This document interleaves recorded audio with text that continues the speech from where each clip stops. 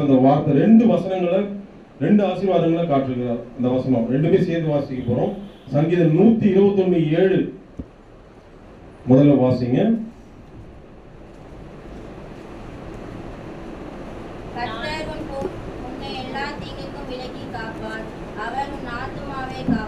ஆமென்.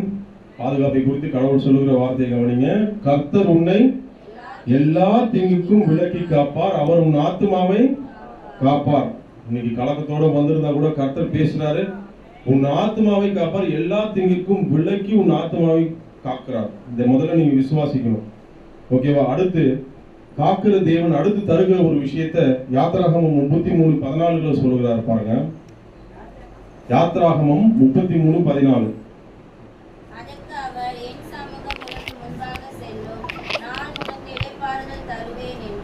அல்லேலூயா. இது ரெண்டுமே மிக ஆசீர்வாதமான வார்த்தைகள். எத்தனை பேர் விசுவாசிக்கிறீங்க? ஆனா இதுல நம்ம தெரிந்து கொள்ள வேண்டிய, இதை தெரிந்து கொள்ள வேண்டிய ஒரு காரியம் என்னன்னா, நம்ம இதை பெற்றுக்கொள்ளணும். அதுதான் ரொம்ப முக்கியம். பெற்றுக்கொள்றதுக்கு நம்ம என்ன பண்ணணும்ன்றதை நம்ம கவனிக்கணும். அல்லேலூயா. ஏன்னா இது ரெண்டுமே உண்மையான பாதுகாப்பா இருக்கு, உண்மையான இளைப்பாறுதலா இருக்கு. கர்த்தர் கொடுக்கிறது எல்லாமே எப்படி இருக்கும்? உண்மையானதாக இருக்கும், அன்பு நிறைந்ததாக இருக்கும். ஓகேவா? அது ஒரு கபடம் இல்லாததாக இருக்கும். எல்லாரையும் நேசிக்கிற அந்த அன்பு. எத்தனை பேர் விசுவாசிக்கிறீங்க? அந்த அன்பு நம்மை நோக்கி இந்த வார்த்தைகளை கொடுத்துருக்கிறாருன்னா, இன்னைக்கு நிச்சயமாக யாரோ நிறைய ஒரு பாதுகாப்பு, தனிமையை ஒரு லோன்லியா ஃபீல் பண்ணி எத்தனை பேர் இருக்கிறீங்கன்னு தெரியாது.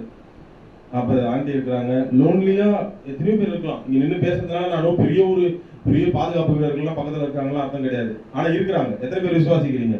அவங்க கண்ணுக்கு தெரியாத வீரர்கள் எத்தனை பேர்? அவங்க யார்? அவங்க தூதர்கள். ஹல்லேலூயா. அதனால தான் அது உண்மையான பாதுகாப்பு. நமக்கு பின்னாடி இருந்து நம்மளை பாதுகாக்கிறாரு. என் சமூகம் உனக்கு முன்பாக செல்லும், நான் உனக்கு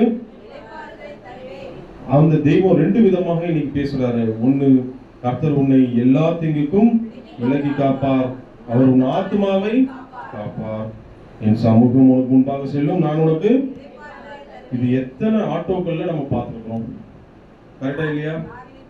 கார்ல பார்த்துருக்கிறீங்க, ஆட்டோவில் பார்த்துருக்கிறீங்க, நம்ம வாழ்க்கையில பார்த்துருக்கிறோமா? அதை என்னங்க அதுக்கு மட்டும் நம்ம ஆன்சர் வர முடியும். எத்தனை பேர் பார்த்துருக்கோம்? தினமும் பார்க்குறோம். இப்போ கூட ஒரு அடுத்த செகண்ட் என்ன ஆகும் நமக்கு தெரியாது. நம்மளை பாதுகாக்கிறது யாரு? ஆத்மாவை பாதுகாக்கிறது அவரு. ஹல்லேலூயா. அதனால இன்னைக்கு இந்த உலகமே நீங்க தெரிஞ்சுங்க. நீங்க போய் இந்த வேகமாக ஓடிக்கொண்டிருக்கிற இந்த உலகத்துல அப்பெல்லாம் உணவு, உடை, இருப்பிடம் இவைகளுக்காக ஓடின நாட்கள் ஒரு காலகட்டம் இருந்துச்சு. இது அப்ப இருந்தது. இப்ப எல்லாமே வசதியெல்லாம் வந்துச்சு ஜனங்களுக்கு. கரெக்டா இல்லையா? வசதிகள்லாம் நிறைய பேருக்கு வந்துருது. ஆனா இப்ப பிரச்சனைகள் இல்லைன்னா, அப்பெல்லாம் லிஸ்ட்ல உணவு, உடை இதெல்லாம் முதல்ல இருந்துட்டு இருந்தது. இப்ப முதல்ல எது ஓடிட்டு வந்துட்டு இருக்குன்னா, லிஸ்ட்ல 2 விஷயங்கள் ஓடிட்டு வந்துட்டு இருக்கு. அது என்ன சொல்லுங்க பார்க்கலாம். இப்ப நான் சொன்னதுதான். ஒண்ணு பாதுகாப்பு, இன்னொன்னு ரெஸ்ட், அந்த இளைப்பாறுதல். இது இல்லாம மனுஷன் என்ன பண்றான்? ஓடிட்டு இருக்கான், ஸ்பீடா ஓடுறான். என்னத்துக்கு ஓடுறானே, அவனை கூப்பிட்டு நிறுத்தினா எதுக்கு ஓடுறான்னு அவனுக்கே தெரியாம ஓடிட்டு இருக்கான். எல்லாரும் ஓடுறான், நானும் ஓடுறான். அவன் சம்பாதிக்கிறான், நானும். உன் வாழ்க்கையை நின்று உட்கார்ந்து ரசிச்சு வாழ முடியும். எத்தனை பேர் வாழ்றோம்? எல்லாருமே நம்ம மற்றவங்களை பார்த்து நம்ம என்ன பண்றோம்? நம்மளுடைய நிம்மதி அதிலே பாதி இளைப்பாறுதல் நிறைய பேருக்கு போயிடுது. எத்தனை பேர் இதை புரிஞ்சுக்கிறீங்க? முதல்ல கொஞ்சம் ப்ராக்டிக்கலா அவங்க சொல்றேன். எப்பயும் நம்முடைய பிரச்சனைகள் என்னன்னா, முதல்ல கடவுள் நமக்கு கொடுக்கறத பாக்குறதுனா மற்றவங்களை பார்த்தே நம்மளுடைய நிம்மதி பெரும்பாலும் போயிடுது. நிறைய இந்த உலகத்துல நிறைய பேர் பார்க்கும் பொழுது என்ன பண்றாங்க? மற்றவங்க அப்படி வாழ்க்கையில எப்படி இருக்காங்க, அவங்களுக்காக நீங்க வாழல. யாருக்காக? கர்த்தர் உங்களுக்குன்னு ஒரு வாழ்க்கை கொடுத்துருக்கிறாரு. இது எத்தனை பேர் விசுவாசிக்கிறீங்க? அவங்கள பார்த்து நான் என்ன இது பண்ணிக்கிறேன், அவங்கள பார்த்து இது இப்படி பண்ணிக்கிறேன், அப்படி பண்ணிக்கிறேன், எதுவும் தேவையில்லை. இன்னைக்கு உங்களுக்கு ஒரு அழகான வாழ்க்கையை கடவுள் கொடுத்துருக்கிறாரு. அதை நீங்க எப்படி அது எனக்கு என்ன கொடுக்குறாரோ அது சந்தோஷம் அப்படின்னு நினைச்சாலே பாதி இளைப்பாறுதல் உள்ளுக்குள்ள வந்துடும். எத்தனை பேர் நம்புறீங்க?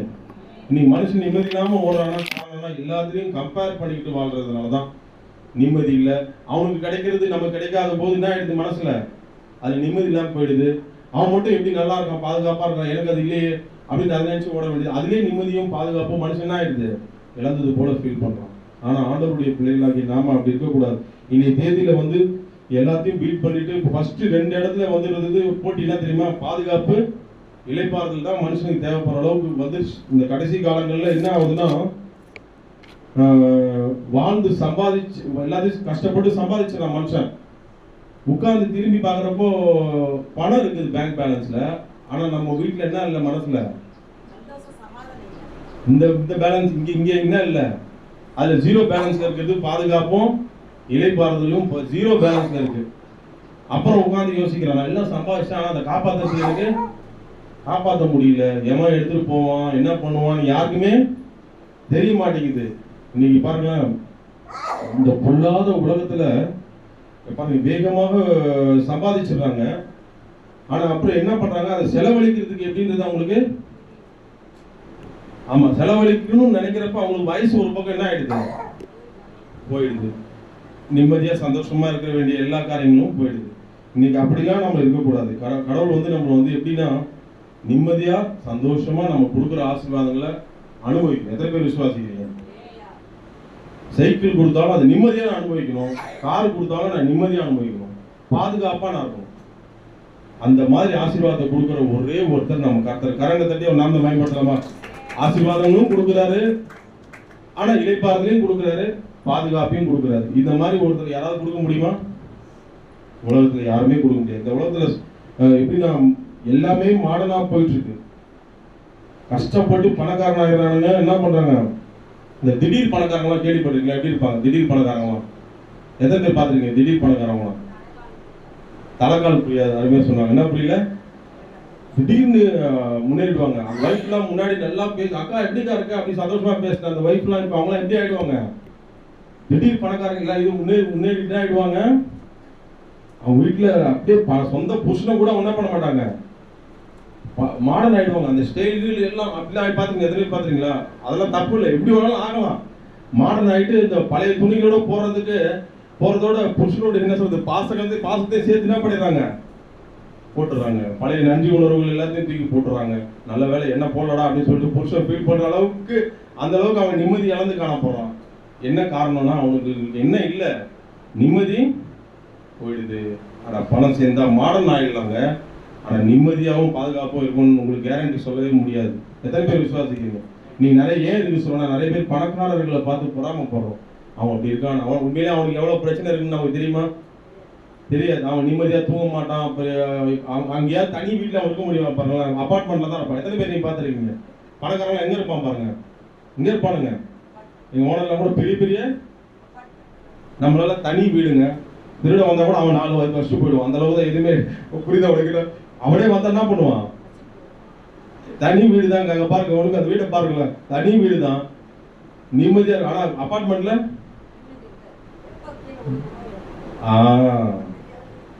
அதை நம்ம நினைக்கிறோம் நல்லா, நம்ம நிம்மதியா நாம இருக்கிறோம். அல்லேலூயா. ஏன் தெரியுமா? நம்ம கர்த்தர் நம்மளோட இருக்காரு. கரங்க தட்டி ஒரு நாமத்தை பயன்படுத்தலாமா? நம்மளை அப்படியே உயர்த்தினா கூட திருட வர முடியாது நம்ம கிட்ட. உயர்த்துவார். ஆபிரகாமின் ஆசீர்வாதம் நமக்கு உண்டு. கார் வரும், எல்லாம் வரும், என்ன வரும்.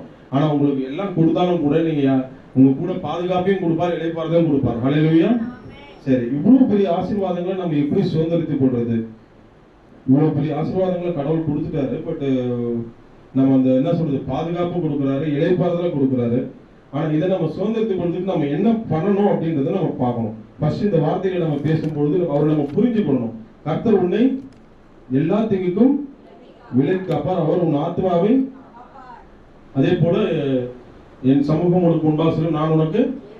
பாருங்க, இந்த வார்த்தை எனக்கு அடிக்கடி டச் ஆகி பேசும். கர்த்தர் நம்மளோட கூட பேசுறாருனாலே, எந்த கர்த்தர் எதை செய்தாலும் எல்லாமே ஒரு உயர் உச்சகட்ட அன்பை வெளிப்படுத்தும். எத்தனை பேர் ஃபீல் பண்றீங்க? இந்த வசனத்தை நீங்க நோட் பண்ணி பார்த்தீங்கன்னா, நோட்டீஸ் பண்ணி பாருங்க.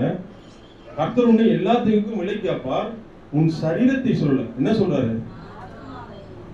உச்சகட்ட அன்பு தான் கர்த்தர் கொடுப்பாரு. எத்தனை பேர் விசுவாசிக்கிறீங்க? இந்த சரீரத்தை காப்பாற்றுறதெல்லாம் ஒரு சாதாரண விஷயம். உன் ஆத்மா பாதுகாப்போட அதுதான் சொன்ன உண்மையான பாதுகாப்பு. உலகத்துல எவனா சொல்ல முடியுமா? இன்சூரன்ஸ், இந்த லைஃப் இன்சூரன்ஸ்லாம் எடுக்கலாம், உன் ஆத்மாவுக்கு நான் லைஃப் இன்சூரன்ஸ் போட்டு தரேன் அப்படின்னு சொல்லியிருக்கானா? ஏன் சொல்ல முடியல அவனால? பாதுகாப்பு ஸ்கீம் போட்டுக்கப்பா, இந்த வாங்கிக்கப்பா. எத்தனை பேர் உங்களுக்கு அது மாதிரி டார்ச்சர் பண்றாங்க வேலை நேரத்துல? திடீர்னு போன் வரல, இன்சூரன்ஸ் வருமா வராதா? அதை எடுத்துக்கல.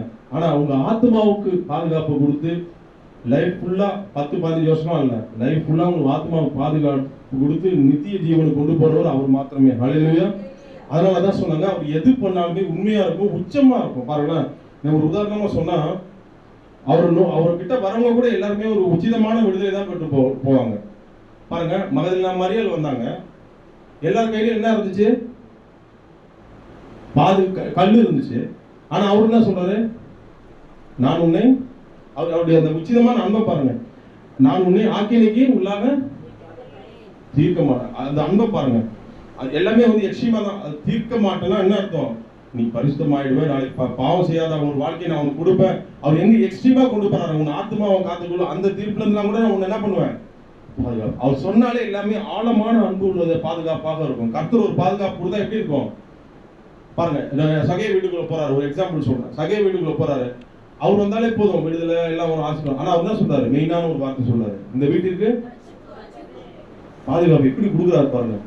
அப்படி அந்த சகைவுக்கு சந்தோஷமாயிடுச்சு. அதை கேட்ட உடனே என்ன ஆயிடுது? இந்த பாதுகாப்பை கேட்ட உடனே, ஆஹா, நமக்கு வந்து ஃபுல் ப்ரொடெக்ஷன் கிடைக்குது, ரட்சிப்பு நமக்கு கிடைக்குது. ஹல்லேலூயா. அது எந்த மாதிரி யார் கொடுப்பா? அவர் ஒவ்வொரு விஷயத்தை பாருங்க, எல்லாமே உச்சகட்டமா தான் இருக்கும். செத்து போயிட்டான்னு நினைச்சிட்டு இருப்போம். ஆனா என்ன பண்ணுவார் அவரு? மரித்து போன லாசருவை எல்லாமே உச்சகட்டமான அன்பா தான். இந்த மாதிரி யாராவது செய்ய முடியுமா இந்த உலகத்துல? அப்படி செய்கிற கர்த்தர். இந்த விஷயத்துல முக்கியமா நீங்க கவனிக்கணும். கர்த்தர் அவர்கிட்ட வந்தாலே கர்த்தர் ஒண்ணு எல்லாத்தையும் விலை காப்பார். நாட் ஃபார் ஜஸ்ட் இந்த டெம்பரவரி கிடையாது, உன் ஆத்மாவை காப்பார். ஹல்லேலூயா. அந்த ஆத்மாவை காக்கிறது தான் உண்மையான பாதுகாப்பு. இதை எத்தனை பேர் ஃபீல் பண்றீங்க? ஏன்னா இந்த வசனத்தை நீங்க தயவு செய்து வாசிங்க. மத்தேயு 16:26 எல்லாத்தையும் விலை காப்பார்னா சரீரத்தை மாத்திரம் நினைச்சுக்காதீங்க. மத்தேயு 16:26 ஆத்மா எவ்வளவு முக்கியம்ன்றது பிசாசுக்கு தெரியும், கர்த்தருக்கு தெரியும்.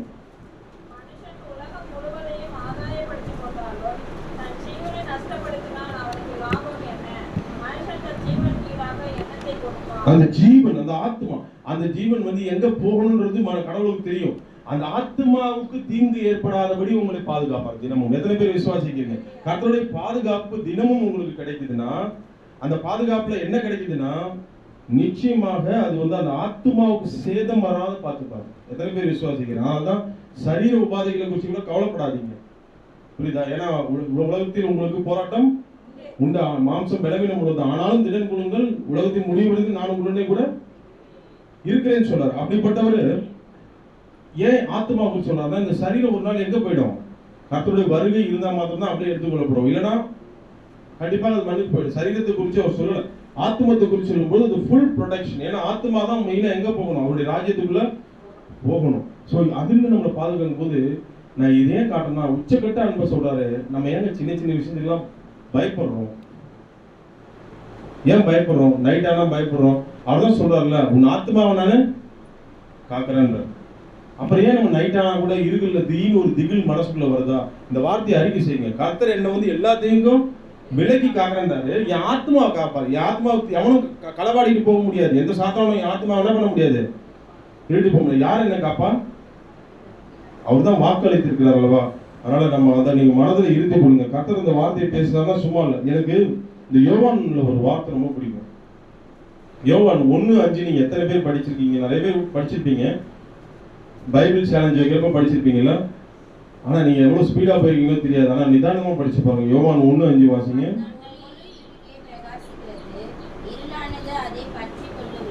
இந்த வார்த்தை எனக்கு எவ்வளவு டச் ஆனிச்சு தெரியுமா? அந்த வார்த்தை படிச்சுட்டு இருக்கப்போ, இருளானதை அந்த ஒளி, நம்ம வாழ்க்கையில எந்த ஒளி இருக்கு? ஜீவ ஒளி. அந்த இயேசு நம்ம வாழ்க்கையில இருக்கும் பொழுது உங்களுக்கு நீங்க இருள் ஒரு மனிதனை பயமுறுத்தும், ஒரு பாதுகாப்பு இல்லாதது போல ஒரு ஃபீல் பண்ண வைக்கும். இருள்கள் என்னென்ன இருள் இருக்கு? பாவம் ஒரு இருள், பிரச்சனைகள் ஒரு இருள், கவலைகள் இருள், இப்படி பல காரியங்கள் இருள் இருக்கும். இவர்கள் என்ன இருந்தாலும் அந்த வார்த்தையை நிதானித்து படிங்களா. யோவான் 5 என்ன போடப்பட்டிருக்கு? மறுபடியும் படிமா. அந்த இருள் மறுபடியும் நீங்க சொல்லுங்க. உங்களுக்கு இருள் மனசுக்கு உங்களை பயமுறுத்துறா, நீங்க என்ன சொல்றீங்க? அந்த இருள் என்னது? அந்த ஒளி. வாசிங்க. இருளானது அதை பற்றி கொள்ள முடியாது. அந்த ஒளியை ஒண்ணுமே பண்ண முடியாது. உங்க பிரச்சனை எந்த கவலையா இருந்தாலும் நீங்க போட்டுங்க. உங்க பாதுகாப்பின்மை எந்த கவலையா இருந்தாலும் அந்த இருள், அந்த ஒளி என்ன பண்ண முடியாது? பிரகாசிச்சு தான் ஆகணும். அந்த ஒளி உங்க வாழ்க்கையில வந்துருச்சுனாலே நீங்க எதுவும் உங்களை முடக்கி போட்டு உட்கார வைக்க முடியாது. எத்தனை பேர் விசுவாசிக்கிறீங்க? எந்த பிரச்சனைகளுமே உங்களை என்ன பண்ண முடியாது? முடக்கி போட்டு உட்கார வைக்க முடியாது. ஏன்னா அந்த இருளானது ஒளியை பற்றி கொள்ளவில்லை. ஏன்னா உங்க வாழ்க்கையில யார் இருக்கிறா நீங்க விசுவாசிக்கிறீங்க? அது இயேசு இருக்கிறார் நீங்க ஃபீல் பண்ணீங்கன்னா, நீங்க தயவு செய்து எந்த இருள் போன்ற பிரச்சனைகளும் உங்களை வாழ்க்கை என்ன பண்ணிடாது. ஏன்னா இருளானது, வசனம் தெளிவா சொல்லுது, இருளானது ஒளியை பற்றிக்கொள்ளவில்லை. நீங்க இதை எப்படி ஃபீல் பண்ணி உணர்ந்து ஏற்றுக்கிறீங்களோ அப்பதான் அந்த வசனம் நம்ம வாழ்க்கையில கிரீஸ். எத்தனை பேர் விசுவாசிக்கிறீங்க? அப்பதான் நான் ஏன் அதுதான் எனக்கு சங்கீதம் 23 ரொம்ப பிடிக்கும். சங்கீதம் 23:4 வாசிங்க. நான் மரண இருளின் நடந்தாலும் அப்பா எல்லாம் நல்லா சூப்பரா நம்ம மனப்பாடலாம் பண்ணி சொல்றோம். ஆனா நம்ம வாழ்க்கையில இது நம்ம எப்படி நம்ம செயல்படுத்துறோம்ன்றது தான் ரொம்ப முக்கியம். வாழ்க்கையில நமக்கு ஒரு விஷயத்தை தெரிஞ்சுங்க, பிரச்சனைகள் வராது, இருள் வராதுன்னா நான் சொல்ல மாட்டேன். ஆனா இருளின் மத்தியில அந்த இருள் ஒளியை பற்றி கொள்ளவில்லைன்றதை நீங்க புரிஞ்சுங்க. அல்லேலூயா. வரும் வாழ்க்கையில் நம்மளை டிஸ்டர்பன்ஸ் பண்றதுக்குன்னே வருவாங்க. என்ன சொல்றது, நம்மளை மாட்டி விடுறதுக்குன்னே வருவாங்க. சூழ்நிலைகள் வரும், பிரச்சனைகள், இஷ்யூஸ் வரும். ஆனா எல்லாவற்றிலும் கடவுள் என்ன பண்ணுவாரு? அதான் சொல்றாரு, கர்த்தர் உன்னை எல்லாத்தையும் அதான் போன சங்கீதம் 125:1 ரொம்ப அருமையான வார்த்தை. கர்த்தரை நம்புகிறவர்கள் என்றென்றைக்கும் அசையாமல் நிலைத்திருக்கும் சீயோன் பர்வதத்தை போல் இருப்பார்கள். அல்லேலூயா. அப்போ இவ்வளவு பெரிய ஆசீர்வாதத்தை இன்னைக்கு இந்த காலை வேளையில கடவுள் நம்ம கொடுக்கிறார். அதை நம்ம எந்த அளவுக்கு ஃபீல் பண்ணி ஏத்துக்கிறோம். அதனால்தான் பாருங்க, நான் ஒரு எக்ஸாம்பிள் காட்ட போறேன். பவுலுடைய வாழ்க்கையில நான் உங்களுக்கு எடுத்துக்கிறேன் பாருங்க. அப்போஸ்தலர்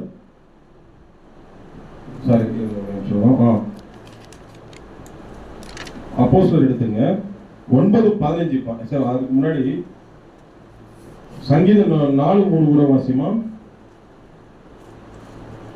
சாரி ஒரே நிமிஷம். சங்கீதம் 1:4-5 வாசிமா.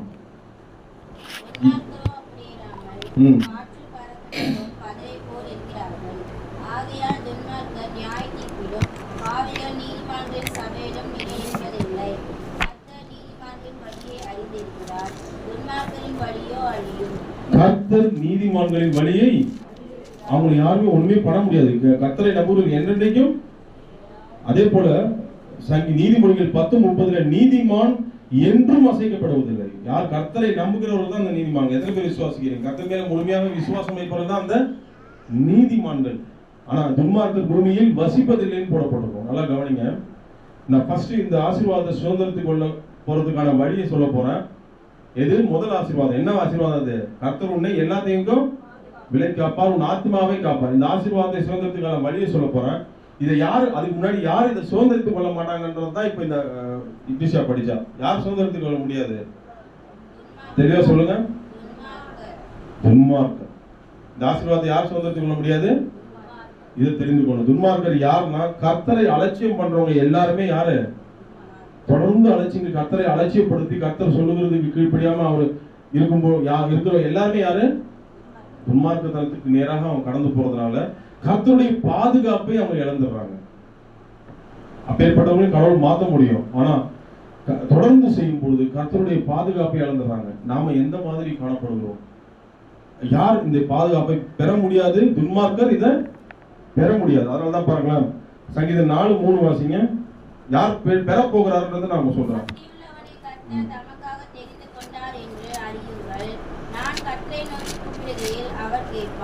யாருடைய சத்தத்தை கேட்பாரு? யாரை பாதுகாப்பாருங்க? நோட் பண்ணீங்க. பக்தி உள்ளவன். துன்மார்க்கருடைய காரியங்களை கர்த்தர் என்ன பண்ண மாட்டாரு? செவி கொடுக்க மாட்டார். ஆனா பக்தி உள்ளவனை கர்த்தர் என்ன பண்ணாரு? அப்போ இது சார்ந்த எக்ஸாம்பிள்ஸ் தான் நான் சொல்ல போறேன். இன்னைக்கு இந்த முதல் ஆசீர்வாதத்தை பெற்றுக்கொள்ளணும்னா நம்ம யாரா இருக்கணும்? நான் இத்தனை வருஷமா இருக்கிறேன், பக்தி உள்ளவனா இருக்கிறான்னு கேட்டீங்கன்னா, அந்த பக்தி எப்படிப்பட்ட பக்திங்கிறத பொறுத்து தான் நம்முடைய பாதுகாப்பை நம்ம பெற முடியும். அல்லேலூயா.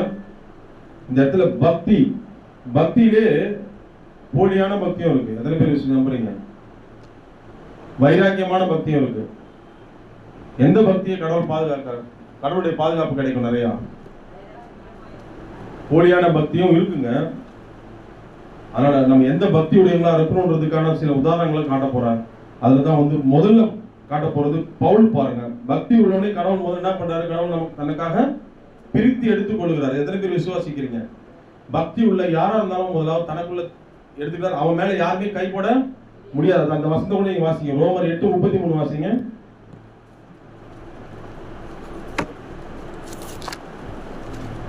தேவன் தெரிந்து கொண்டவர்கள் மேல் குற்றம் சாட்டுகிறவன் யார்? தேவனே அவரை நீதிமான்களாக்குகிறவர். யாருங்க? தேவன் தெரிந்து கொண்டவன் மேல் எவனும் என்ன பண்ண முடியாது, குற்றம் சாட்ட கூட முடியாது. அவனுக்கு விரோதமா எழும்புறது கூட அடுத்த கட்டம். தேவன் மேல என்ன, தேவன் தெரிந்து கொண்டவன் மேல ஒருத்தர் என்ன பண்ண முடியாது. உங்ககிட்ட ஒரு கேள்வி கேட்கிறேன், நம்ம பக்தி உள்ளவங்க தானே, நம்மளாம் கர்த்தரால தெரிந்து கொள்ளப்பட்டவங்க தானே, தெரிந்து கொள்ளப்பட்டவங்களா? எத்தனை பேர் விசுவாசிக்கிறீங்க? அப்படின்னா நீங்க அநேக பிரச்சனைகள்ல நம்ம அதை எப்படி நம்ம ஃபீல் பண்றோம்? இந்த மாதிரி பவுலை போல சொல்லணுங்க, கர்த்தர் தெரிந்து கொண்டவன் மேல் குற்றம் சாட்டுபவன் என் மேல, உங்க மேல யாராவது எழுப்பி வந்தா நீங்க முதல்ல ஒரு அறிக்கை செய்யுங்க, நான் கர்த்தரால தெரிந்து கொள்ளப்பட்டவன். எத்தனை பேர் விசுவாசிக்கிறீங்க? கர்த்தரால தெரிந்து கொள்ளப்பட்ட என் மேல என்ன குற்றச்சாட்டு வந்தாலும் என்ன கர்த்தர் பார்த்துப்பான். ஏன்னா என்னை நியாயம் விசாரிக்கிறவர் யாரு? அவர். அதனால சொல்லிட்டு நீங்க பாட்டு அமைதியா இருங்க. கர்த்தர் உங்களுக்காக யுத்தம் பண்ணுவார், நீங்கள் சும்மா இருப்பீர்கள்.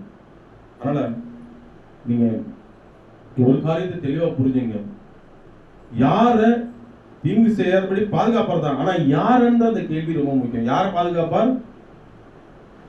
பக்தி உள்ளவனே. ஹல்லேலூயா. சும்மா எல்லாருக்கும் போறோம் அப்படின்னா கிடையாது.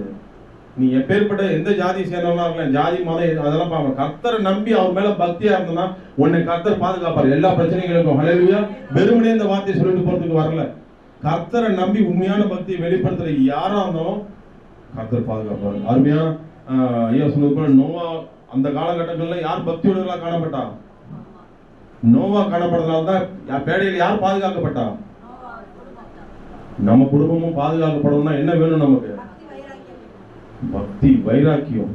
ஹல்லேலூயா. அந்த பக்தின்றது பாருங்க, அந்த மிக்ஸ்டு ஸ்வீட்ஸ் மாதிரி. என்னது என்ன சொன்ன? Mixed sweets. எத்தனை பேர் சாப்பிட்டுருக்கீங்க மிக்ஸ்டு ஸ்வீட்ஸ்? அடே ஆனந்த பவன்ல யாராவது போனா ஜாங்கிரி மட்டும் சில பேர் வாங்கி கொடுப்பாங்க, அந்த மாதிரி இல்ல. மிக்ஸ்டு ஸ்வீட்ஸ்னா என்ன இருக்கும்?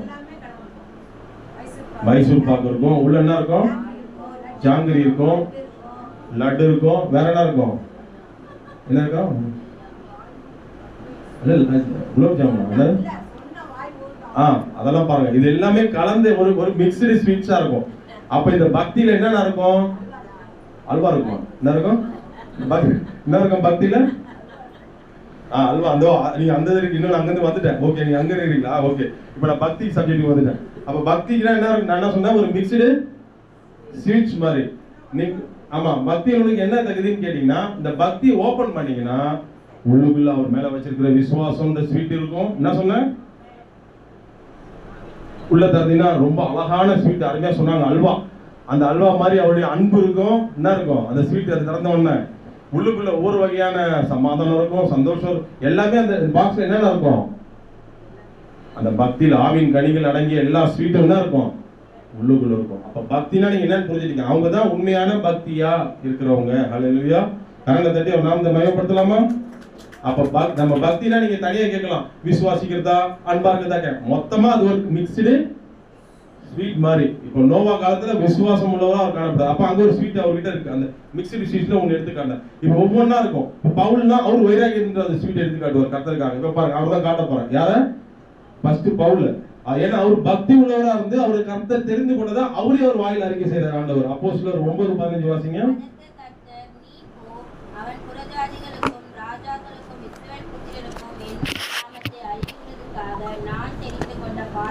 யார் தெரிந்து கொண்ட பாத்திரம்? இது யாரே சொல்றா? கர்த்தரே சொல்றார். பவுல் யாரால தெரிந்து கொள்ளப்பட்டவன்? பவுலுடைய வாழ்க்கையில இனிமேல் என்ன நடக்க போகுதுன்றது அவருக்கே தெரியாது. யாருக்கு தெரியாது? பயங்கரமான சம்பவங்கள் எல்லாம் இனிமேல் தான் அவர் வாழ்க்கையில் நடக்க போகுது. ஆனாலும் அவன் என்னால் தெரிந்து கொள்ளப்பட்டவன். புரியுதா நான் சொல்றது? என்ன சொல்றாரு? பக்தி உள்ளவனே கர்த்தர் தமக்காக இன்னைக்கு நாமெல்லாம் தெரிந்து கொள்ளப்படும் தான். நம்ம வாழ்க்கையில என்னென்ன சம்பவங்கள் நம்மளை வச்சு செய்ய போகுதோ அப்படிலாம் நீங்க ஃபீல் பண்ணாதீங்க. என்ன செஞ்சாலும் கர்த்தர் நம்மளை பாதுகாப்பார். ஏன்னா நீங்கள் நானும் பவுலை போல தெரிந்து கொண்ட பாத்திரங்கள். கரங்க தட்டி தேவனை நாமத்தை பயன்படுத்தலாமா? பவுலுடைய வாழ்க்கையில் என்னென்ன வந்தது சில சாம்பிள்ஸ் காட்டா உங்களுக்கு. அப்போஸ்தலர் 18:10 வாசிங்க. அதுக்கு முன்னாடி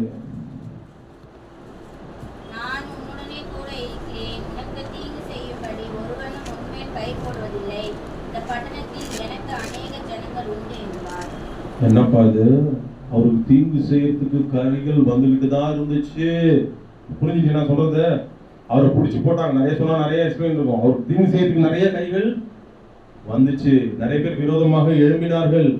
ஆனாலும் கர்த்தர் சொல்றாரு, அவர் ஒரு நாள் வச்சிருக்கிறார். ஏன்னா கர்த்தர் அவர் ஆத்மாவை காக்கிறவர். ஒரு நாள் வைக்கிறவங்களும் உங்க மேல யாருமே என்ன பண்ண முடியாது. உங்க ஆத்மாவுக்கு எந்த சேதமும் ஒன்றும் யாரும் பண்ணிடவே முடியாது. மேல அடிக்கிறதுக்கு போல பண்ணலாம், உங்க சரீரத்தை பலவீனப்படுத்தலாம், வார்த்தைகளால காயப்படுத்தலாம். ஆனா ஆத்மா சேதம் அடையாது. உங்க குடும்பத்துல உங்க கூட இருக்கிறவங்களும் உங்களை சேதப்படுத்தலாம், உங்களை வந்து என்ன பண்ணுவாங்க, உங்களை வேதனைப்படுத்தலாம், கஷ்டப்படுத்தலாம், ஒரு லோன்லியா நீங்க ஃபீல் பண்ணலாம். என்ன இது நம்ம வீட்டுல நேசிக்கிறவங்களே நம்ம என்ன பண்றாங்க, காயப்படுத்துறாங்களே, ஒரு லோன்லியா நீங்க ஃபீல் பண்ணலாம். கவலைப்படாதீங்க, கர்த்தர் உங்களை பாதுகாக்கிறார். கர்த்தர் உங்களை தெரிஞ்சுக்கிட்டாருன்னா அந்த நோக்கத்தை அவர் ஃபுல்லா முடிக்கிறவங்க எவனும் உங்க மேல கைப்பட முடியாது. கரங்க தட்டி அவர் நாம பயன்படுத்தலாமா? இங்க ஒரு நோக்கத்துக்காக பவுலை தெரிந்து கொண்ட தேவன் பிரச்சனை, அவர் சத்தியத்தை சொல்லும் பொழுது நிறைய பிரச்சனைகள் ஏற்பட போகுது. ஆனா கர்த்தர் சொல்றார், நீ பயப்படாமல், என்ன சொல்ற அந்த வார்த்தை என்ன வாசிங்க, நீ பயப்படாமல் பேசு, மௌனமாய் இராதே. ஏன்னா அந்த வார்த்தை அடுத்து வாசிங்க, உனக்கு தீங்கு செய்யும்படி எவனும் உன் மேல. இது ஆரம்பம் தாங்க. அவருடைய வாழ்க்கையில நிறைய அவர் பார்த்துட்டாரு. எத்தனை பேர் இது படிச்சிருக்கீங்க? பவுலை பத்தி எத்தனை பேர் தெரியும்? அவர் பழைய ஏற்பாடா புதிய ஏற்பாடா? நான் கவனிக்கிறீங்களா எல்லாருமே? ஆபிரகாம் காலமா இல்ல இயேசு கிறிஸ்து காலமா? என்ன எந்த காலகட்டத்தில் இருக்காரு பவுல்? பரவாயில்ல, எல்லாம் தெளிவா தான் இருக்கீங்க. அந்த பவுல் அவருடைய வாழ்க்கையில இனி என்னென்ன பார்க்க போறாருன்றதுக்கு முன்னாடியே அவர் கடவுள் பேசிட்டார். இவன் என்னால் தெரிந்து கொள்ளப்பட்ட பாத்திரனா இருக்கலாம் அப்படின்னு அந்த வார்த்தையை தான் நீங்க கவனிக்கணும். நம்ம பக்தி உள்ளவனை கர்த்தர் தமக்காக உண்மையான பக்தி அவர் வெளிப்படுத்தினார். ஏன்னா ஆண்டவரே நீ என்ன செய்ய சித்தமா இருக்குது, தன்னை அப்படியே ஒப்பு கொடுத்த பக்தி, தன் வாழ்க்கையில வைராக்கியமா இருந்த அந்த வைராக்கியத்தை யார் மேல பதித்த பக்தி? கர்த்தர் மேல் பதித்த பக்தி. இன்னைக்கு நமக்குள்ள அந்த உண்மையான பக்தியை நம்ம வெளிப்படுத்தணும். அது எந்த வகையிலாவது ஆபிரகாமுக்கு ஒரு ஸ்பெஷல் விசுவாசம், இவருக்கு ஒரு ஸ்பெஷல் வைராக்கியத்தை காட்டுது. அந்த மிக்ஸ்டு ஸ்பீச் அது எப்படி ஓபன் பண்ணி நீங்க என்ன பண்றீங்க, வெளிப்படுத்துறீங்கன்றதுதான் முக்கியம். இவருக்கு ஒரு ஸ்பெஷல் உண்டு பவுலுக்கு, அவர் வைராக்கியம். என்னது? கர்த்தருக்காக வைராக்கியம். முன்னாடி வேற ஒரு வைராக்கியம் இருந்துச்சு, யூத மார்க்கத்துல ஒரு வைராக்கியம் இருந்துச்சு. இப்ப எப்படி இருக்கிறார் அவரு? சத்தியத்துக்காக வைராக்கியமா நிக்கிற மனுஷன். இப்படி ஒரு மனுஷன் கர்த்தரால் தெரிந்து கொள்ளப்பட்டு தன்னுடைய பக்தி இப்படி வெளிப்படுத்துறாரு. இன்னைக்கு நமக்கு ஒரு ஐடென்டிபிகேஷன் இருக்கும். ஆபிரகாமுக்கு விசுவாசம் போல கீழ்ப்படிதல். இன்னைக்கு நமக்கு என்ன இருக்கு? நம்ம பக்தி இருக்குன்னு சொல்லிட்டு இருக்கோம். நமக்கு ஒரு ஸ்பெஷலா அது வெளிப்படுதா? ஸ்வீட்டை மூடியே வச்சுட்டா என்ன ஆகும்? பாக்ஸ அருமையா சொன்னாங்க. என்ன ஆகும்? கெட்டு மூடியே வச்சிருக்கோம். எத்தனை நாள் மூடியே வச்சிருக்கோம்? பக்தியை மூடியே வச்சிட்டு இருக்கோமா? என்ன பண்ணணும்? அதை எடுத்து வெளிப்படுத்தணும். இன்னைக்கு பவுல் வெளிப்படுத்துறாரு. எல்லா இடங்களையும் கடவுளுடைய பாதுகாப்பை ஃபீல் பண்ணி பாதுகாத்தார். ஒரு இடத்துல பாருங்க, அப்போ புயல் வருது. அவர் எங்க வருது? என்ன வருது? அப்போஸ்தலர் 27:22 வாசிங்க. ஆகிலும் திடமனதாய் இருங்கள் என்று இப்பொழுது உங்களுக்கு தைரியம் சொல்கிறேன். கப்பல் சேதமே அல்லாமல் உங்களில் ஒருவனுக்கும் பிராண சேதம் வராது. கப்பல் சேதமே. ஒரு இடத்துல பவுல் போய் கொண்டிருக்கும்போது, பவுல எல்லாரும் போயிட்டு இருக்கப்ப என்னாச்சு கப்பல்ல? என்னாச்சு கப்பல்? அப்போஸ்தலர் 27 வீட்டுல போய் தயவு செய்து வாசிங்க. என்ன காட்டுமாச்சு? பெருங்காற்று வந்து ஒரு பெரிய சேதம் உண்டான அளவுக்கு தான் ப்ராப்ளம் வந்துச்சு. யாருக்கு வந்துச்சு? பவுலை சுற்றி இருக்காங்க. ஆனா முன்னாடியே கடவுள் அவர்கிட்ட பேசி இருக்கிறார். என்ன இருந்தா சொல்லிக்கிறார்? இப்பதான் வாசிங்களா 27:22. ஆகிலும் திடமனதாய் இருங்கள் என்று இப்பொழுது உங்களுக்கு தைரியம் சொல்கிறேன். கப்பல் சேதமே அல்லாமல் உங்களில் ஒருவனுக்கும் பிராண சேதம் வராது. ஆத்துமத்துக்கு எந்த சேதமும்? கர்த்தர் உன்னை எல்லா தீங்குக்கும் அவர் உன் ஆத்மாவை பாதுகாக்கிறார். அதனால உங்க வாழ்க்கையில இந்த நஷ்டமாச்சு அந்த நஷ்டமாச்சு எதுவும் கவலைங்க. உன் ஆத்மாவை யார் பாதுகாத்துட்டு இருக்கா? இன்னைக்கு பாதுகாத்து இந்த சிச்சுவேஷன் இப்படி வச்சிருக்காரா, நாளைக்கு தூக்கி விட்டு நீங்க சாட்சி சொல்லணும். எத்தனை பேர் விசுவாசி கரங்க தட்டி அவர் நாம மயப்படுத்தலாமா? யோபுவுக்கு ஒரு பிரச்சனை வந்து இஷ்யூ வந்துச்சு, அவர் தேவனால அனுமதிக்கப்பட்டு தான் வந்துச்சு. நல்லா கவனிங்க. ஆனா பின்னால அவர் எப்படி ஆனாரு? அதனால அவருடைய அனுமதி தான் உங்களை தொடவே முடியும். ஸ்பிரிட் எத்தனை பேர் இதை ஃபீல் பண்றீங்க? என்ன வந்து ஒரு விஷயம் தொட்டுக்கிட்டு இருக்குன்னா, பிரச்சனை தொட்டுக்கிட்டு இருக்குன்னா, யாருடைய நான் பக்தி உள்ளவனா இருக்கான்றது மட்டும் நீங்க யோசிங்க. அப்படி யோசிச்சிட்டீங்கன்னா அப்ப இந்த பிரச்சனை நல்லபடியா தான் முடியும். சகலமும் அந்த வார்த்தை எனக்கு ரொம்ப பிடிக்கும். ரோமர் 8:20 என்னது? அன்றியும் அவருடைய தீர்மானத்தின்படி அடைக்கப்படும் எத்தனை பேர்களோ சகலமும். அந்த அன்பு கூறுதலும் ஒரு ஸ்வீட் பாக்ஸ்ல இருந்து எடுத்து காட்டுற அன்பு மாதிரி. அந்த அன்பு கூறுகிற அந்த பக்தியை நீங்க வெளிப்படுத்தும் பொழுது என்ன நடக்குது? சகலமும். அதனால ஏன் எதுக்கு பயந்து உட்கார்ந்து இருக்கிறீங்க? பாதுகாப்புல ஏன் ஃபீல் பண்ணி நீங்க வந்திருக்கிறீங்க? லோன்லியா ஃபீல் பண்றீங்க? பயப்படாதீங்க. கர்த்தர் உன்னை எல்லா தீங்குக்கும். பாருங்க, இதே பவுலுடைய வாழ்க்கையில் அடுத்தடுத்து நிறைய சொல்லலாம். அவருடைய வாழ்க்கையில நிறைய வந்துச்சு. கப்பர் சேதத்துல இருந்து பாதுகாத்தாரு. அப்போஸ்தலர் 28:4-5 பாத்தீங்கன்னா ஒரு பூச்சி கடிச்சு குடிச்சிச்சு. என்னது?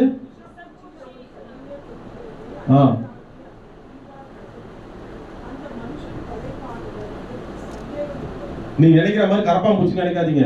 கரப்பாம்பூச்சி எப்படி அது வந்து என்ன பண்ணும், அதுக்கே பயந்து இல்லைன்னா பாம்பு மாதிரி பயந்து வரும். எத்தனை பேர் இருக்காங்க கரப்பாம்பூச்சிக்கு? கரப்பாம்பூச்சி எத்தனை பேர் பாம்பு மாதிரி பயப்படுறீங்க?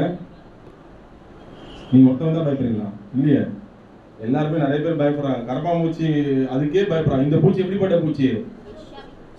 அது அங்க இருக்கிறவங்களுக்கு தான் தெரியும். பவுலுக்கு கூட அது விஷயம் தெரியாது. அவர் அசால்ட்டா ஏதோ கொசு கடிச்ச மாதிரி அப்படி அடிச்சுட்டு போட்டா பண்ணா. அப்புறம் அது வாசிங்க 5ஆம் வசனம்.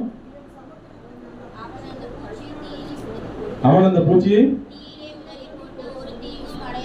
ஒரு தீங்கும், எந்த வசனம் அது? அதுமா 5ஆம் வசனம். அப்போஸ்தலர் 28:5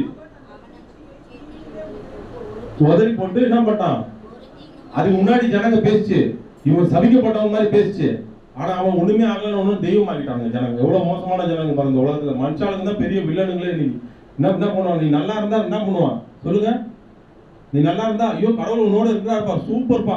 உனக்கு ஏதாவது ஒன்று ஆயிடுச்சுன்னா என்ன பண்ணுவான்? அப்படியே பட சபிக்கப்பட்டவனுக்கு அந்த மாதிரி மோசம். மனுஷன் தான் மோசம். சாத்தான மனுஷன் அப்படியே பச்சை நாக்கு ரெட்டை நாக்குன்னு பாருங்க. நீ நல்லா நிலையில இருக்கும்போது ஒன்று நல்லா பேசுவான், விழுந்துட்டா என்ன பண்ணுவான்? அதான் பவுல் உடனே எப்படி பேசின வாங்கி எப்படி பேசி அவனுக்கு ஒரு தீங்கும் நடக்காத போது என்ன ஆச்சு? ஐயோ இவனுக்கு தெய்வம் என்று என்ன பண்ணாங்க அவனை? எவ்வளவு மோசம் பாருங்க. கர்த்தர் அந்த எப்பேற்பட்ட பாம்பா இருந்தாலும் சரி, எப்பேற்பட்ட கப்பல் சேதமா இருந்தாலும் சரி, எதுவா இருந்தாலும் சரி, விஷ பூச்சியா இருந்தாலும் சரி, எனக்கு ஒண்ணும் ஆகாது. எத்தனை பேர் விசுவாசிக்கிறீங்க? எனக்கு ஒண்ணும் ஆகாது, உனக்கு விரோதமாய் உருவாக்கப்படும் எந்த ஆயுதமும் வாய்க்காதே போகும். இதை விசுவாசிக்கிறீங்களா? அதுக்கு நான் பண்ண வேண்டியது மிக்ஸ்டு ஸ்வீட்ஸ் சொன்ன அந்த பக்தியை நான் வெளிப்படுத்திக்கிட்டே இருக்கணும். எத்தனை பேர் விசுவாசிக்கிறீங்க? ஒரு சந்தர்ப்பத்துல விசுவாசத்தை வெளியில காட்டணும், ஒரு சந்தர்ப்பத்துல அன்பை வெளியே காட்டணும். அந்த எடுத்து காட்டிட்டே நம்ம பக்தியை காட்டிட்டே இருந்தா உண்மையா காட்டணும்னா நிச்சயமா கர்த்தருடைய பாதுகாப்பை நீங்க பெறுவீங்க. எத்தனை பேர் நம்புறீங்க? ஒருவனும் உங்க மேல தீங்கு செய்ய முடியாது. ஒரு குதிரை கூட அது ஸ்வீட் பாக்ஸ் எடுத்து காட்டுச்சு. குதிரை இல்ல, என்னது? கழுதை. அந்த ஸ்வீட் பாக்ஸ்ல இருந்து அழகான கீழ்ப்படிதல்ன்ற அந்த ஸ்வீட் எடுத்து காட்டுச்சு. அதை கடவுள் பாதுகாத்தார். என்ன கழுதை அது சொல்லுங்க பார்க்கலாம். அந்த பிள்ளையாம என்ன பண்ணல? அவர் தான் பக்தி உள்ளவர், பெரிய தீர்க்கதரிசி. அவர் என்ன பண்றார்? ஸ்வீட் பாக்ஸ மூடிட்டார். இவர் என்ன பண்ணாங்க? இந்த கழுதை உங்களுக்கு புரியறதுக்காக சொல்றேன். இந்த கழுதை என்ன பண்ணுச்சு? அந்த நின்று இருக்க தூதன் கிட்ட இந்தாங்க தூதரே ஸ்வீட் எடுத்து காட்டுறேன். காட்டின என்னாச்சு?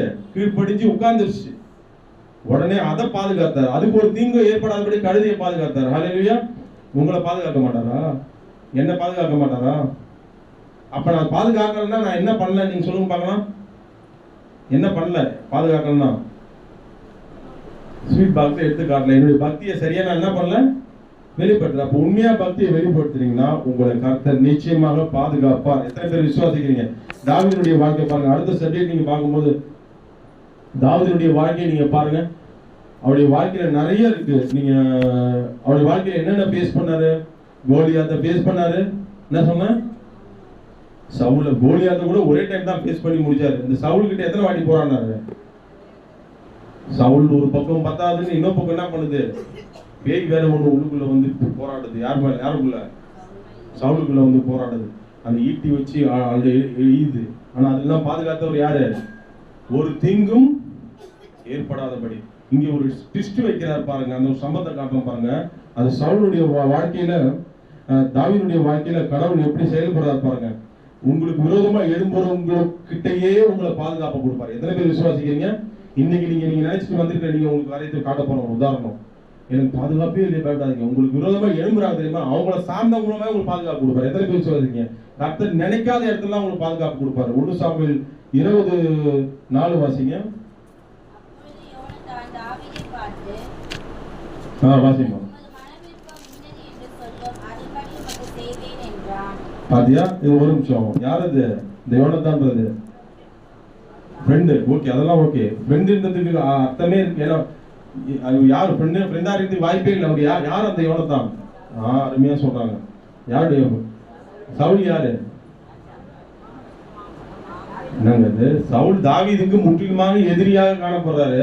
ஆனா அவங்க வீட்டுல இருந்தே ஒருத்தனை அவர் ரத்தத்தையே ஏற்படுத்துறாரு. கரணை தட்டி அவர் நாமத்தை மயப்படுத்தலாமா? அவங்க வீட்டுல இருந்தே தன்னுடைய உயிர் சிநேகிதனா மாத்தி விடுறாரு. யார நீங்க நினைக்கலாம், உங்களுக்கு விரோதமா எத்தனையோ பேர் எழுப்பி வராங்க, அது 1000த்துல ஒருத்தரை குடிச்சிடுவார் ஆண்டவர், உங்களுக்கு விரோதமா பாதுகாப்பார். எத்தனை பேர் விசுவாசிக்கிறீங்க? எவனும் கைப்பட முடியாது. அந்த ஒருத்தன் வெயிட்டானவனா இருப்பான். இந்த யோனத்தான் பாருங்க, இந்த சம்பவத்தை வீட்டுல போய் வாசிங்க. கடவுள் வந்து எப்படி பாதுகாக்கிறார் பாருங்க. அதுக்கு முன்னாடி பாத்தீங்கன்னா அவங்க 1ஆம் வசனம் வாசிமா. தாவீது ராமாவுக்கு அடுத்த நாயோத்திலிருந்து ஓடிப்போய் யோனத்தான் முன்பாக வந்து, உம்முடைய தகப்பனின் பிராணனை வாங்க தேடுகிறாரே, நான் செய்தது என்ன? என் அக்கிரமம் என்ன? நான் அவருக்கு செய்த துரோகம் என்ன என்றான். அவன் பையன் கிட்ட பேசுறாரு, துரோகம் எதுவும் பண்ணல, எனக்கு விரோதமா எழும்புறாங்க. நான் உண்டு, என் வேலை ஒண்ணு இருக்கேன். ஆனா எனக்கு விரோதமா தான் ஒருத்தன் எழும்புறான். உங்க மேல எவனும் கை போட முடியாது. ஹல்லேலூயா. நீங்க யாருக்கும் எந்த தீங்கு நினைக்கலங்க. இங்க வந்த யாராவது நம்ம தீங்கு நினைச்சிருக்கோமா? உங்களுக்கு விரோதமா யாராவது தீங்கு நினைக்கிறாங்களா? அக்கம் பக்கத்துல யாராவது சொந்தக்காரங்க தீங்கு நினைக்கிறாங்களா? கவலைப்படாதீங்க. ஹல்லேலூயா. அவங்களுக்கு விரோதமா நான் எந்த தீங்கும் நினைக்கல. என்னை பாதுகாக்கிற என் கர்த்தர் நிச்சயம் என்ன பாதுகாப்பார். எத்தனை பேர் விசுவாசிக்கிறீங்க? இந்த இடத்துல தாவீது அவங்க பையன் மூலமாவே பாதுகாத்தார். 3ஆம் வசனத்துல பாருங்களேன், மரணத்துக்கு கொஞ்சம் தூரம் தான் அந்த அளவுக்கு அவர் ஃபீல் பண்ணி பயப்படுறாரு.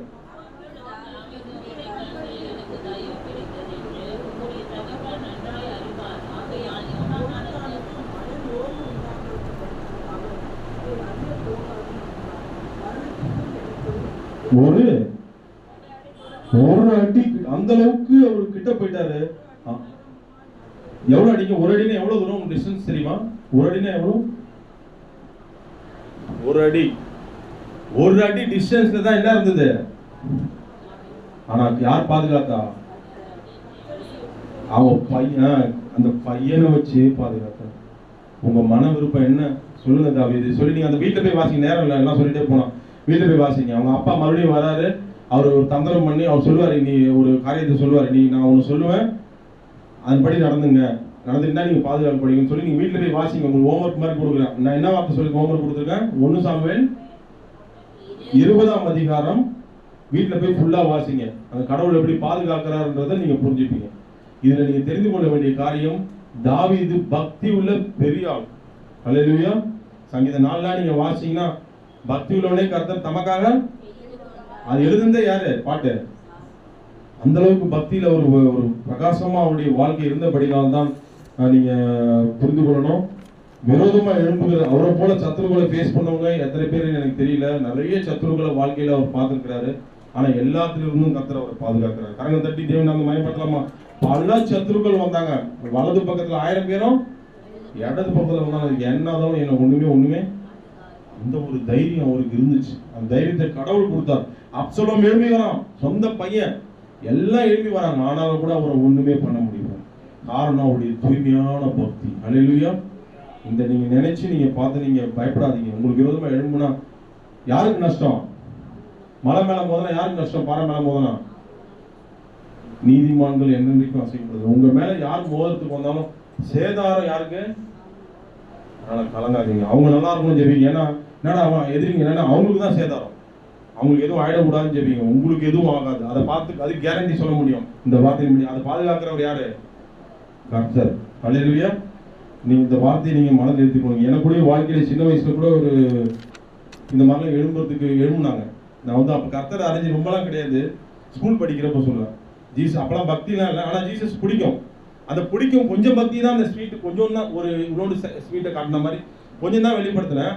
என்ன பண்ண, ஒரு நாள் எத்தனை பேர் ஆர்சிஎம் ஸ்கூல் அலெக்சாண்டர் எத்தனை பேர் தெரியும்? அங்கதான் படிச்சிருக்கீங்க. அலெக்சாண்டர் அவர் யாரா இருந்தாரு? Head master. அவர் எப்படி அடிப்பாரு? இப்படி அடிப்பாராம்.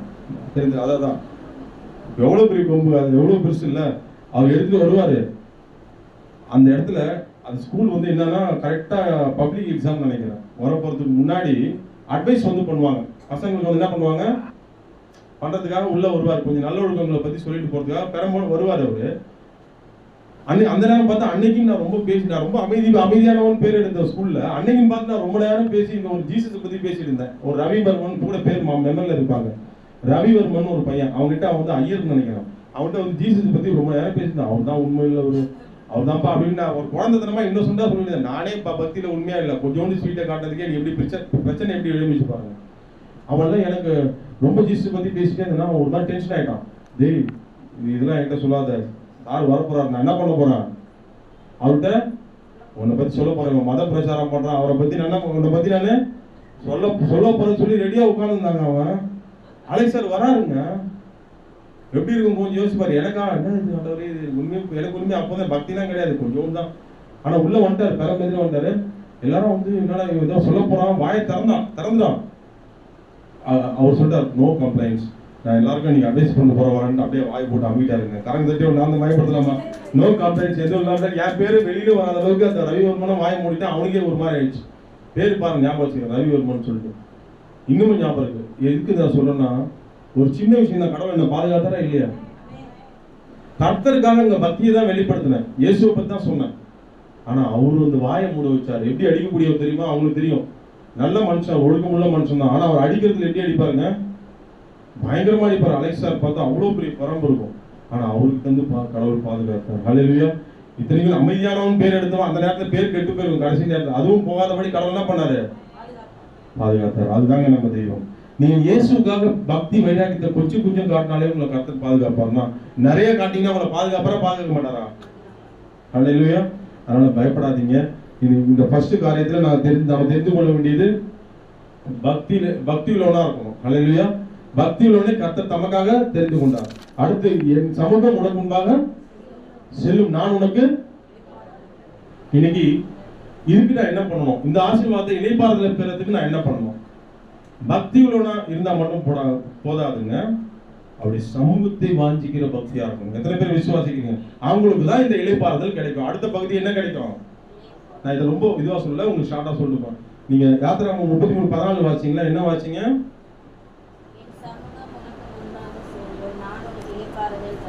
அவரு அதுக்கு முன்னாடி 32ல தான் பயங்கரமான ஒரு பிரச்சனையை சந்திச்சார். அது எல்லாருக்கும் தெரியும்.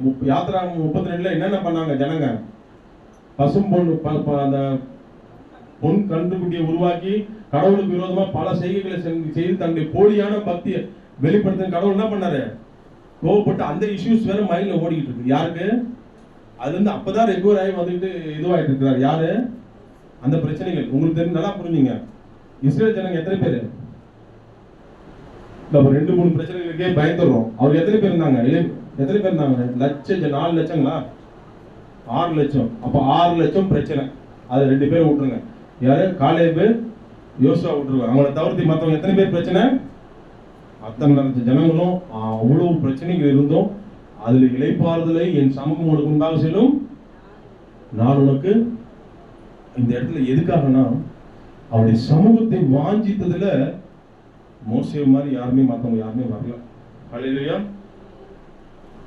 அந்த அவ்வளவு பிரச்சனைகள் மண்டையில ஓடிட்டு இருந்தா கூட நீங்க அந்த யாத்திராகமம் 33:14 தொடர்ந்து வாசிங்களா?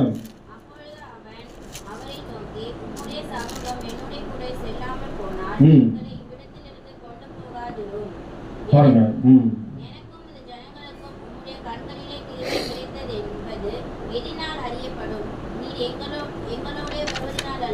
இப்படியே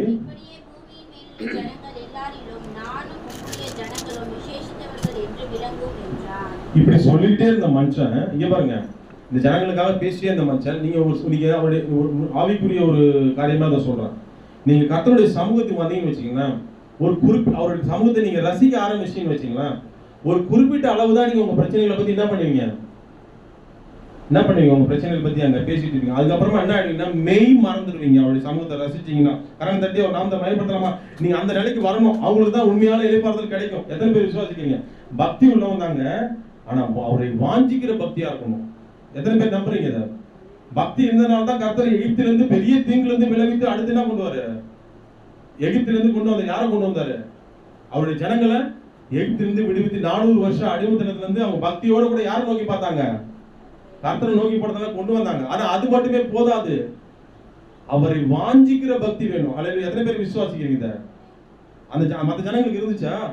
அங்க இருந்து வனாந்திரத்துக்கு வந்தவங்க எதிர் மேல வாஞ்ச போச்சு, பக்தியை தொடர்ச்சாங்க. அந்த பக்தி அவர் இளைப்பாறுதல் தரத்துக்கு தான் கானானை காட்டினார். நான் கூட்டு போறேன், உனக்கு இளைப்பாறுதல் தருவேன் அப்படின்னு. ஆனா இளைப்பாறுதல் அவங்க பெற்றுட்டாங்களா? ஏன் பெற முடியல இளைப்பாறுதல்? சொல்லுங்க. தன்னுடைய பக்தியை சரியான முறையில் அவங்க வெளிப்படுத்தல, வாஞ்சிக்கிற பக்தியா இல்ல. இந்த வார்த்தை எனக்கு எப்பவுமே ஒரு இதுவா கேட்பேன். ஏன் ஒரு ஒருத்தரை நோக்கி சொல்ற மாதிரி இருக்கு, என் சமூகம் உனக்கு முன்பாக சொல்லணும். ஒவ்வொருத்தருமே தனிப்பட்ட விதத்துல அனுபவிக்கணும் அந்த சமூகத்தை. எத்தனை பேர் விசுவாசிக்கிறீங்க? இன்னைக்கு வந்த நீங்க ஒவ்வொருவருமே அவருடைய சமூகத்தை வாஞ்சிக்கணும். அந்த லட்ச ஜனங்களும் அவருடைய தன்னுடைய சமூகத்தை நோக்கி வரணும் தான் அவர் எதிர்பார்க்கிறாரு.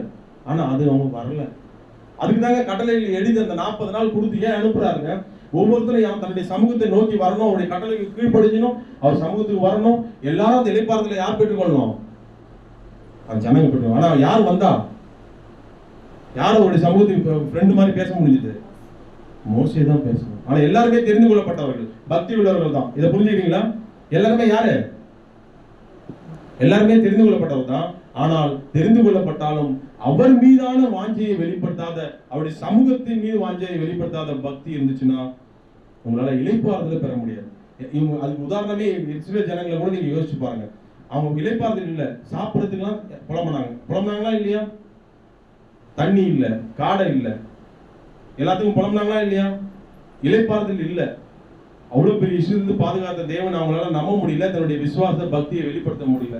அதுக்கு காரணம் என்ன? அவருடைய சமூகத்தின் மீதான வாஞ்சை அவங்களுக்கு இல்ல. எகிப்துல தான் இருக்கிறத வாஞ்சிக்கிட்டாங்க. அங்க ஐயோ அங்க சாப்பிட்டமே இதை சாப்பிட்டமே. ஆனா அவருடைய சமூகத்தின் மீது வாஞ்சியை வச்சாங்களா? இன்னைக்கு நீங்க வந்த ஒவ்வொருவரும் நீங்க ஒரே ஒரு காரியத்தை சொல்ல போறேன். இயேசுப்பாவை நான் ஆசீர்வதிக்கப்படணும், எனக்கு இது வேணும் அது வேணும்னு நீங்க வந்திருப்பீங்க, இல்லைன்னு சொல்லு. ஆனா எல்லாத்த விட நான் உங்களை வாஞ்சித்து இங்க வர ஆண்டவர். அதுதான் உண்மையான பக்தி. கரங்க தட்டி அவர் நாமத்தை பயன்படுத்தலாமா? ஏன்னா பேதுரு சொல்றாரு, எல்லாரும் அவர்கிட்ட வந்து விட்டுட்டு போறாங்க. ஆனா பேதுரு சொல்றாரு, நான் உங்களை விட்டு எங்க ஆண்டவரே போவோம்? உம்மிடத்தில் தானே. இந்த மாதிரி நினைவோடு கூட யார் அவருடைய சமூகத்தை நோக்கி வராங்களோ அவங்க வாழ்க்கையில எப்போதும் சமாதானம் இருக்கும். எத்தனை பேர் விசுவாசிக்கிறீங்க? இங்க வந்து நீங்க யாருமே உண்மையான இளைப்பாறுதலை பெறணும் தான் நான் வாஞ்சிக்கிறேன். அந்த உண்மையான இளைப்பாறுதலை பெறணும்னா என்னுடைய பக்தி எப்படிப்பட்டதா இருக்கணும்? நான் பக்தியில நான் இருந்தா மட்டும் கூடாது, அவருடைய சமூகத்தை வாஞ்சிக்கிற பக்தியாக இருக்கணும். அது விசுவாசிக்கிறீங்களா? இந்த இடத்துல இப்ப நான் சொல்றது இந்த பாயிண்ட்டுக்கு வந்து நான் முடிக்கிறேன் பாருங்க. இந்த யாத்திராகமம் 33ல அந்த ஜனங்களை பத்தி எல்லாம் பேசியிருந்தவரு 17 வருஷத்துல அப்படியே டர்ன் ஆயிட்டாரு பாருங்க. வாசிங்க. அப்பொழுது கர்த்தர் மோசேயை நோக்கி, நீ சொன்ன இந்த வார்த்தையின்படியே செய்வேன். என் கண்களில் உனக்கு கிருபை கிடைத்தது. உன்னை பெயர் சொல்லி அழைத்து அறிந்திருக்கிறேன் என்றார். உன்னை பெயர் சொல்லி இப்படி அவர் பேசணும்னா அவருடைய வார்த்தையை கேட்டோன்னு வாஞ்சி ஆயிடுச்சு. மனுஷன் எல்லாத்தையும் மறந்துட்டாரு. அந்த ஜனங்க இருக்கிறது எல்லாத்தையும் மறந்துட்டாரு. என்ன ஆயிட்டாரு? அடுத்து என்ன நடக்குது பாருங்க. ஜனங்களை பத்தி பேசினவர் என்ன ஆயிட்டாரு? இங்க எப்படி பேசுறாரு? உங்களுடைய மகிமை எனக்கு அத சாப்டர் மாதிரி டர்ன் ஆகி அடுத்தடுத்து நீங்க வீட்டுல போய் வாசிங்க. அதற்கு அவர் என்னுடைய தயவை எல்லாம் நான் உனக்கு கர்த்தருடைய நாமத்தை உனக்கு முன்பாக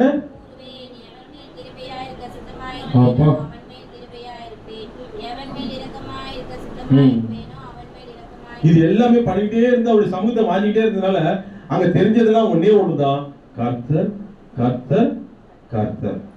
வேற எதுவுமே தெரியல. ஹல்லேலூயா. இன்னைக்கு உங்க வாழ்க்கையில பிரச்சனைகள் கண்ணு முன்னாடி நின்று பயமுறுத்துதா? இளைப்பாறுதல் இல்லாம இருக்கிறீங்களா? இது தீங்கு போட்டுமா தீங்கு போட்டுமா பயப்படுறீங்களா? பயப்படாதீங்க. அவருடைய சமூகத்தை நாடி தேடி வந்து உங்க உண்மையான பக்தியை வெளிப்படுத்துங்க. உங்க கண்ணுல தெரியறதெல்லாம் ஒன்னே ஒண்ணுதான். என்ன சொல்லுங்க பார்க்கலாம்? கர்த்தர் கர்த்தர் கர்த்தர். இங்க அப்படிதான் இவருக்கு தெரிஞ்சது. போகும் நிலைமையே மாறி அப்படியே டர்ன் ஆகி கர்த்தர் இரக்கமுள்ளவர் கிருபையுள்ளவர். 34:6 வாசிங்க. எல்லாமே அவர் பேச்சே மாறிடுச்சு.